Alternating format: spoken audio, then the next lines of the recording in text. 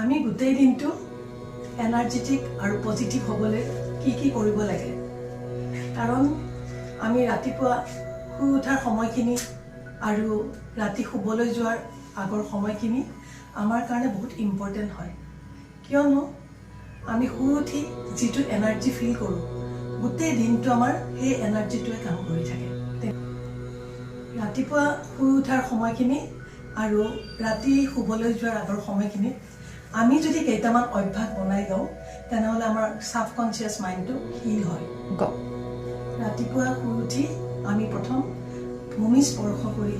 ভূমিক প্ৰণাম জনাব লাগে যিহেতু ভূমি অৰ্থাৎ মাটিতে আমাৰ জন্ম আৰু মাটিয়ে আমাৰ শেষ তাৰপিছত আমি দুইখন হাত লগ লগাই কৰজোৰ কৰি আমি প্ৰাতঃস্মৰণম মন্ত্ৰটো গাব লাগে মন্ত্ৰটো মই দুখাৰী কৈ দিছোঁ কৰিবচতে লক্ষ্মী কৰ মধ্যে সৰস্বতী কৰমূলে তু গোবিন্দ প্ৰভাতে কৰ দৰ্শনম তাৰপিছত আমি ভগৱানক কৃতজ্ঞতা জনাব লাগে কাৰণ ভগৱানে আমাক এটা নতুন জীৱন দিছে আমি যেতিয়া ভগৱানক কৃতজ্ঞতা জনাওঁ আপুনি জানিব আমাৰ যিখিনি ভাল গুণ সেইখিনি আকৌ দুগুণ হৈ ঘূৰি আহিব আকৌ উদ্যমেৰে আমি বহুত কাম কৰিব পাৰিম ৰাতি শোৱাৰ আগত আপুনি আপোনাৰ জীৱনত খুব ভাল হৈ থকা 5টা বস্তুৰ কথা ভাবিব যি 5টা বস্তুৰ কাৰণে আপুনি ভগৱানক কৃতজ্ঞতা জনাব পাৰে যেনেকৈ আপুনি ভালকৈ আজি চলি আছে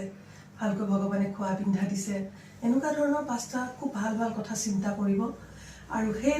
আচৰণে আপোনাৰ সাবকনচিয়াছ মাইণ্ডটো হিল কৰিব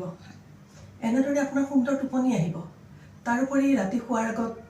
শৰীৰটো ভালকৈ চাফ চিকুণ কৰি শুব যাতে পৰিষ্কাৰ পৰিচ্ছন্নতাই মানুহক সুন্দৰ টোপনি অহাত সহায় কৰে